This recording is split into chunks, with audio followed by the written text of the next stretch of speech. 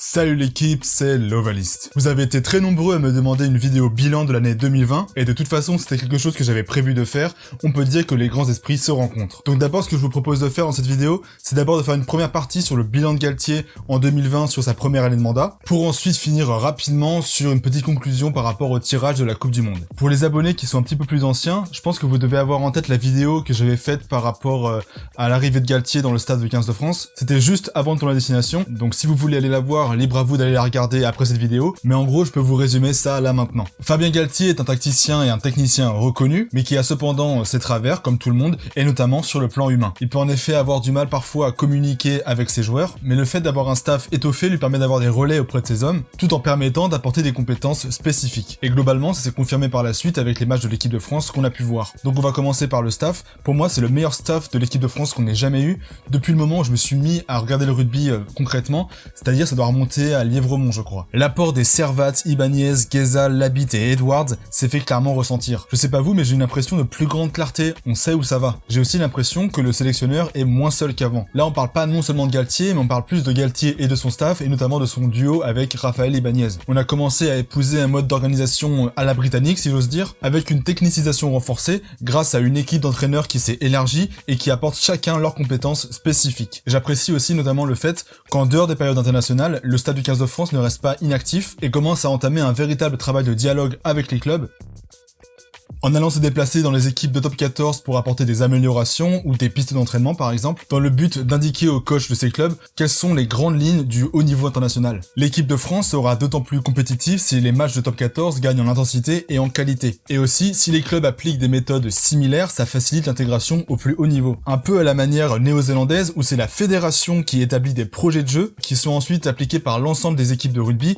que ce soit les écoles de rugby jusqu'aux All Blacks, ce qui fait que c'est beaucoup moins contraignant pour les joueurs de s'adapter d'une équipe à l'autre, ou voire d'un niveau à l'autre, puisque tout fonctionne peu ou prou partout de la même manière. Bon, en France, on en est encore loin, mais vous voyez l'idée. Le succès de l'équipe de France, il va pas venir juste du staff et des joueurs, il va venir d'un engagement plus global du rugby français. En tout cas, c'est comme ça que je vois les choses, je sais que ça peut paraître un petit peu utopiste. Sinon, plus concrètement, je trouve qu'en touche et en mêlée, on commence vraiment à plus que tenir la route, même s'il y a évidemment toujours matière à progresser. En défense, ça a été l'un des gros travaux de l'ère Galtier, on a eu un véritable regain d'agressivité, tout le monde a en tête les superbes plaquages de Bernard Leroux ou de Gaël Fickou, et en général, l'équipe de France est devenue un véritable problème d'enjeu au sol et d'enjeu courant. En attaque, on fonctionne beaucoup sur les ballons de récupération, ce qui fait qu'on est une équipe assez difficile à manier, parce que du coup, en maintenant une pression défensive assez importante sur l'équipe adverse, soit il joue sous notre pression défensive, au risque de faire des fautes, soit il se dégage au pied, au risque d'offrir des ballons de contre-attaque, ce qui pousse les adversaires à un dilemme. Bref, je trouve qu'il y a une vraie cohérence, une vraie ligne directrice qui se dégage, les joueurs ne semblent plus perdus sur le terrain, et chacun sait ce qu'il doit faire et où il doit le faire.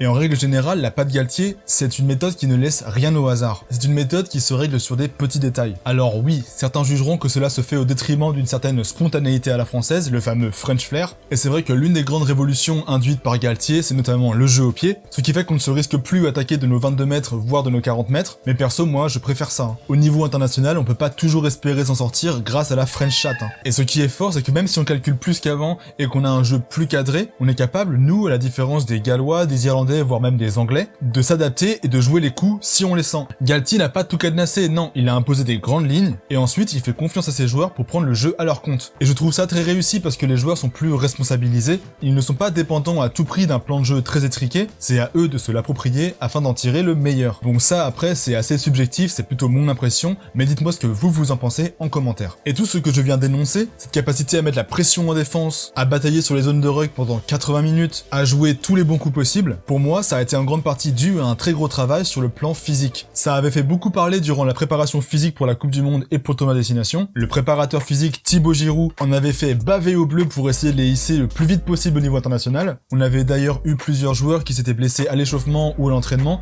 notamment Kabisha avant l'Angleterre et l'Écosse. Des blessures qui étaient a priori dues à l'intensité de ces séances de physique, avec des phases à très haute intensité qui pèsent sur les organismes. Si au début on a pu avoir des doutes quant à la durabilité de cette méthode, force est de constater que ça a apporté ses fruits. Maintenant, quand les Bleus rentrent sur le terrain, c'est pour 80 minutes, voire plus en cas de prolongation. Alors qu'avant, sous Brunel, on avait l'habitude d'avoir une équipe fringante, forte sur les 40-50 premières minutes, avant de totalement s'écrouler par la suite. Ce n'est plus du tout le cas dorénavant, et bordel, Qu'est-ce que c'est rassurant? Le travail à mon avis est aussi mental. Il y a une certaine sérénité qui se dégage de ce groupe, qui a pris confiance dans ses forces et qui ne s'affole pas même en cas de coup dur. J'ai par exemple en tête les essais qu'on se prend assez rapidement dans la partie contre les Gallois et contre les Italiens en novembre. Il n'y a pas eu d'affolement et tout le monde s'est remis au charbon pour combler l'écart. Et c'est ça qui m'impressionne avec ce staff et cette équipe. C'est que même en ayant peu d'expérience commune et peu d'expérience tout court, on agit en grande équipe méthodiquement en restant concentré du début à la fin. Il y a qu'à voir le match à Cardiff qui pour moi est le match référence de cette jeune équipe. Et ça, cette sérénité, cette stabilité, c'est aussi possible parce que le staff démontre une certaine confiance envers ses joueurs. Pas comme avant où on changeait la charnière à chaque match et où la moitié de l'équipe était renouvelée. Je pense par exemple au cas Ntamak Jalibert. Le staff a d'abord pris le temps d'installer Ntamak avec les résultats très satisfaisants qu'on a vus, puis il a profité de l'accord LNR FFR et de la blessure d'Ntamak pour lancer Jalibert. Et même si les matchs contre l'Écosse et l'Italie ont été un petit peu en deçà pour le Bordelais,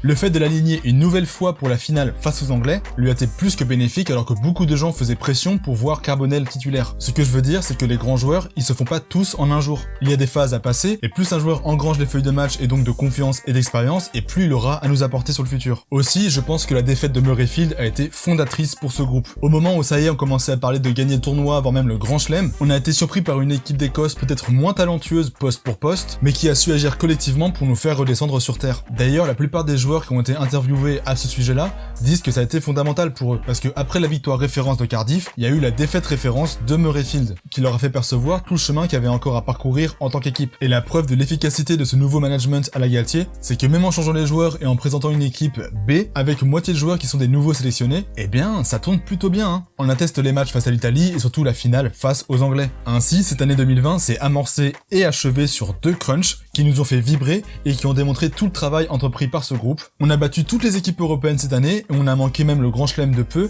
voire même le tournoi aussi pour une histoire de classement à la con. Et même si on n'a pas gagné sur le bilan des titres, je peux vous assurer que là-dedans, pour les supporters, pour le staff et pour les joueurs, c'est quand même très important. Tout ça pour dire que j'ai hâte que le tournoi 2021 commence, pour voir si tout ce que l'on a pu entrevoir cette année va pouvoir se concrétiser sur le long terme, et donc pour qu'on prouve que ce n'est pas qu'un phénomène passager. Donc voilà tout ce que j'avais à dire pour le bilan 2020, on va rapidement passer au tirage des poules de la Coupe du Monde. Puisque la Coupe du Monde 2023, c'est ça le vrai objectif de ce groupe. Alors je suis très satisfait de notre poule, hein. Italie, Nouvelle-Zélande, Amérique 1 et Afrique 1. C'est pour moi le meilleur tirage qu'on puisse avoir. Les All Blacks, ça va nous permettre de nous comparer à ce qui se fait de meilleur au niveau international. Faudra pas non plus qu'on prenne de haut les autres équipes, notamment l'Italie, qui va devoir tout faire pour essayer de sortir de cette poule. Mais normalement, on devrait se qualifier sans trop de difficultés. Je pense pas vraiment m'avancer en disant ça quand même. Et par contre, quand je vois les autres poules, ça rigole pas, hein. La B avec Écosse, Irlande, Afrique du Sud, ça va faire des étincelles. En plus, il y aura peut-être le Tonga ou les Samoa dedans, donc t'imagines un peu le truc. Dans la poule C, on a le traditionnel triumvirat Australie, Fidji, Pays de Galles. Et là, je pense que ça va envoyer du jeu quand même. Et même la D, Argentine, Japon, Angleterre, plus Tonga ou Samoa, ça pique, hein. Et là aussi, il faudra être costaud pour en sortir. Donc tout ça, ça va arriver beaucoup plus vite qu'on ne le pense. Moi, j'ai foi dans cette équipe de France et dans son sélectionneur pour aller au plus haut niveau.